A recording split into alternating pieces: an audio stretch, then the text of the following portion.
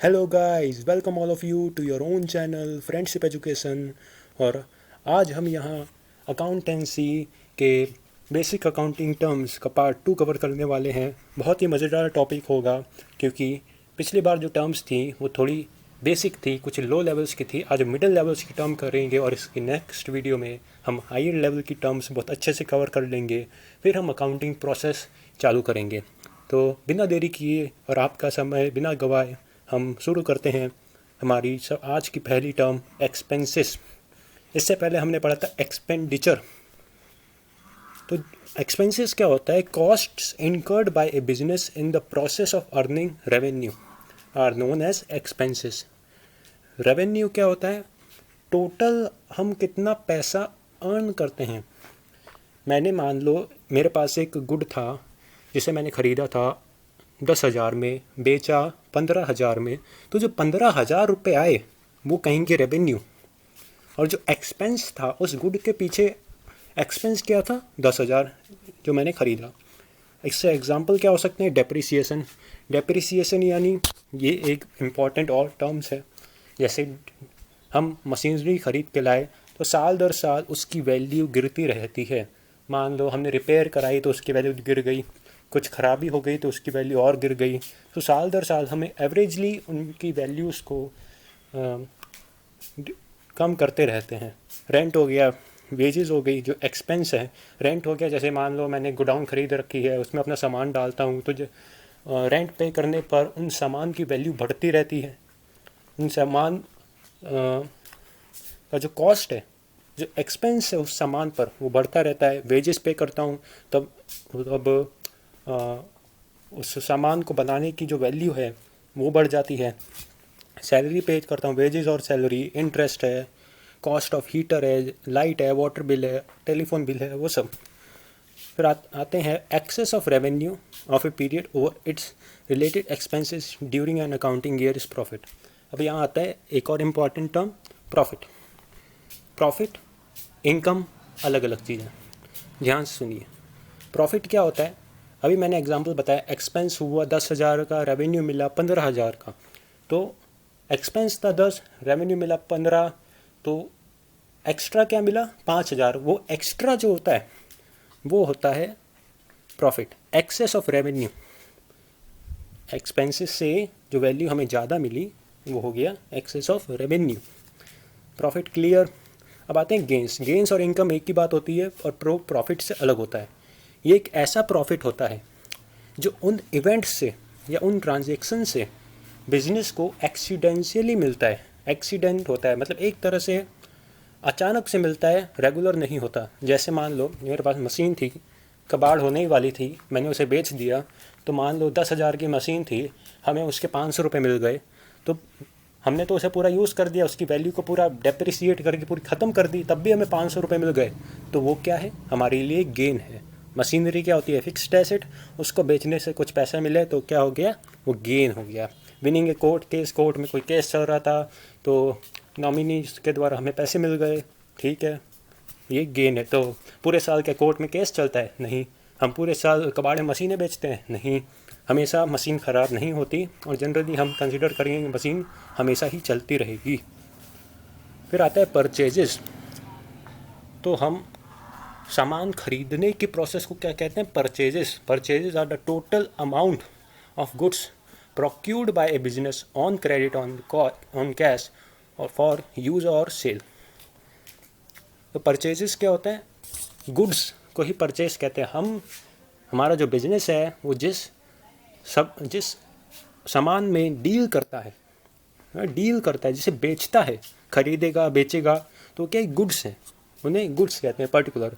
और जब हम उसे खरीदते हैं तो उस टाइम वो क्या कहलाता है? परचेजेस। क्या कहलाता है? परचेजेस। और ट्रेडिंग करते समय purchases are made of merchandise for resale with और विदाउट प्रोसेसिंग। इंडस्ट्री में हमने पढ़ा बिजनेस एक्टिविटीज़ 2 टाइप्स की होती है, इंडस्ट्री और कॉमर्स। यहीं पे वो सिस्टम लागू होता है। बिजनेस स्टडीज़ की आपने वीडियो नहीं देखी है तो नीचे दिए गए लिंक में जाइए और आप वो वीडियो ज़रूर देखें। रीसेल तब होता है जब मान लो मैंने कोई गुड खरीदा 10,000 का, अपना मार्जिन ऐड किया 2,000, 12,000 में बेच दिया और resale without processing it, with और विदाउट प्रोसेसिंग इट। और मैन्युफैक्चरिंग कंसर्न में हम रॉ मटेरियल्स लाते हैं, उन्हें प्रोसेस करते हैं, कुछ नया प्रोडक्ट ऐड करके कुछ नया प्रोडक्ट बना डालते हैं, फिर उन्हें बेचते हैं। तो उस समय परचेजेस क्या हो गया, रॉ मटेरियल्स को परचेजेस कहेंगे। वो कैश भी हो सकता है, क्रेडिट भी। सामान लिया, कैश दिया, काम ख़त्म, ट्रांजैक्शन। सामान दिया उधारी पर, काम ख़त्म नहीं, वापस पे करना पड़ेगा। फिर आता है सेल्स। जैसे परचेजेस होता है वैसे ही सेल्स होता है। परचेजेस सामान खरीदने को प्रोसेस, सेल्स सामान बेचने की प्रोसेस। उस समय जब हम बेचते हैं जो सामान, वो सामान क्या कहलाता है, sales. Sales are the total revenues from goods और सर्विसेज सोल्ड और provided to customers. Sales may be cash sales और क्रेडिट सेल। जैसे परचेजेस कैश सेल भी, कैश परचेजेस भी हो सकती हैं और क्रेडिट परचेजेस भी, वैसे ही सेल्स भी कैश सेल्स हो सकती है और क्रेडिट सेल्स भी। उधारी पर भी हम सामान बेचते हैं, तो हम क्या हुए, क्रेडिटर। अगर हम सामान उधारी पे बेचे तो सामने वाले के लिए हम क्या हैं, जिनको हमें सामान बेचा है, क्रेडिटर। और हमारे लिए वो क्या है, डेटर। डेटर क्या होते हैं, वो पर्सन जो कोई दूसरी एंटिटी हो जो वो करती है हमारे एंटरप्राइज का पैसा, या फिर हम कह सकते हैं गुड्स, हमने किसी को उधारी पे सामान बेचा तो वो क्या हैं, हमारे डेटर्स हैं। और हम उनके लिए क्या है, क्रेडिटर। स्टॉक। तो स्टॉक क्या होता है, सामान खरीदा तो उसे परचेजेस, बीच में हम स्टोर करके रखते हैं तो वो क्या होता है, स्टॉक। बेचते हैं तो सेल्स। ये प्रोसेस है, परचेजेस सामान खरीदने, जब जो सामान खरीदा जाता है, जो रखा जाता है, फिर बेचा जाता है। तो रखा हुआ सामान स्टॉक, बेचा हुआ सामान sales. Is a measure of something on hand good. On hand यानी हमारे हाथ में जो गुड्स हैं, अभी हमारे पास गोडाउन है, वहाँ रखा हुआ है, हमारे हाथ में है, बेचा नहीं है, तो वो क्या है, स्टॉक। क्रेडिटर, बहुत बार बता चुका हूँ। क्रेडिट ट्रांजैक्शन आपको पता है। क्रेडिटर क्या होता है, आर पर्सन्स और other entities who have to be paid by an enterprise an amount for providing the enterprise goods and services on credit। हम उधार में सामान खरीदें तो वो हमारे लिए क्या होएगा, क्रेडिटर। कोई हमसे उधार में सामान खरीदे तो हम उसके लिए क्या होंगे, क्रेडिटर। जो उधार में देता है वो क्रेडिटर, जो उधार में लेता है वो डेटर। याद रखिएगा। अब आता है वाउचर्स। वाउचर्स यानी सिंपल है, बिल। इनवॉइस भी बिल। तो ये क्या, एक डॉक्यूमेंट्री एविडेंस होता है, डॉक्यूमेंट होता है, यानी कागजात होता है जो एविडेंस की तरह काम करता है, सबूत की तरह काम करता है, जो ये बताता है कि ये ट्रांजैक्शन हुई है, whether it is a transaction of credit और सेल। और ये वाउचर कभी कभी हमारे कोर्ट में भी काम आ जाता है। बहुत सारी ट्रांजैक्शन ऐसी होती हैं जहाँ पर वाउचर की ज़रूरत पड़ती ही है। आपने सुना होगा कोई लोग बिल में काम करते हैं, कोई लोग बिल के बिना काम करते हैं। तो बिल के बिना काम करना एक इलीगल प्रोसेस है, जिससे जो सामान होता है उसकी रियल वैल्यू जो है कम करके बेचते हैं। कस्टमर भी खुश होता है कि हमें कम वैल्यू में माल मिला है और बिल भी नहीं मिला। पर फिर मान लेते हैं कि वो गुड जो है ख़रीदा गया है वो ख़राब हो गया, फिर कस्टमर के पास कोई एविडेंस नहीं होता कि मैंने उसके यहाँ से सामान ख़रीदा है और वो बिगड़ चुका है। दुकानदार को बोलेगा कि इसने हमारे यहाँ से सामान ही नहीं खरीदना, इसने तो बिल ही नहीं लिया। तो वाउचर यानी बिल हमेशा लेना ज़रूरी होता है। आप जैसे देखोगे बड़ी कंपनीज़ होती हैं, अमेज़ॉन मान लेते हैं, आप जब भी ऑनलाइन शॉपिंग करते हो तो पार्सल के साथ हमेशा बिल आता है। तो क्या कंपनी रेप्यूटेड होती हैं, वो हमेशा बिल भेजेंगी। तो ये होता है वाउचर। डिस्काउंट बहुत ही सिंपल टर्म है, आप रोज़ सुनते हो, डिस्काउंट, सेल, ये सब लगी है।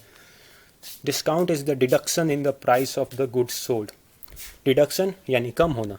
हमारे पास जो गुड्स था, जो स्टॉक था, हमने जब उसे बेचा तो उसकी प्राइस में हमने कुछ कमी ला दी, जिसके कारण उसकी बिक्री बढ़ जाए। बिक्री बढ़ाने के लिए ही हम डिस्काउंट देते हैं। डिस्काउंट भी दो तरह के होते हैं, उसको हम नेक्स्ट वीडियो में कवर करेंगे। आज कुछ ऐसी इंपॉर्टेंट टर्म्स हैं जिनको कवर करना ज़रूरी है, इसलिए मैंने इनको इस वीडियो में डाला है। हमने पढ़े कि एक्सपेंसेस क्या होते हैं, सामान खरीदा हुआ और उसे रखने पर जो भी खर्चा होता है उसे एक्सपेंसेस कहते हैं। और एक्सपेंसेस को 2 कैटेगरीज में डिवाइड किया जाता है। पहला होता है आउटस्टैंडिंग एक्सपेंसेस और दूसरा होता है प्रीपेड एक्सपेंसेस। पहला है आउटस्टैंडिंग एक्सपेंसेस, ऐसे एक्सपेंसेस जो इस साल के हैं लेकिन हमने पे नहीं किए हैं। हम अकाउंटिंग करते हैं तो एक एक साल की करते हैं, इस साल की फिर अगले साल की, और एक साल शुरू होता है 1 अप्रैल से और ख़त्म होता है 31 मार्च पर। अकाउंटिंग में हमेशा एक साल शुरू होता है 1 अप्रैल से और ख़त्म होता है 31 मार्च को। 1 अप्रैल से लेकर 31 मार्च का जो बीच में जितने भी हमारे खर्चे थे, मान लो उसमें से हमने थोड़ा खर्चा नहीं किया और वो अगले साल में शिफ्ट हो गया, मतलब हमें उसका पेमेंट तो अगले साल करना ही होगा। और ये सब क्या होती है? रेवेन्यू एक्सपेंडिचर होती है। रेवेन्यू एक्सपेंडिचर यानी क्या? वो एक्सपेंडिचर जो हमें रोज़ रोज़ करनी पड़ती है, उनके बिना काम नहीं चलेगा। मान लो रेंट पे करना है, हर महीने रेंट पे करना होता है। मान लो 12 महीने का रेंट था, मैंने 10 महीने का पे किया, तो क्या हुआ? 2 महीने का रेंट तो मुझे पे करना ही होगा। ऐसा नहीं है कि मैं नहीं कर सकता।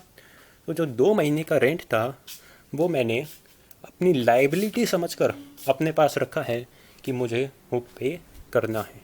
इसके एग्जांपल हैं, जैसे मैंने सैलरी पे की 7,000 की और आउटस्टैंडिंग सैलरी रही, यहाँ पे दिया गया नहीं है, प्रिंटिंग मिस्टेक है। आउटस्टैंडिंग सैलरी क्या रही? 3,000 मान लेते हैं।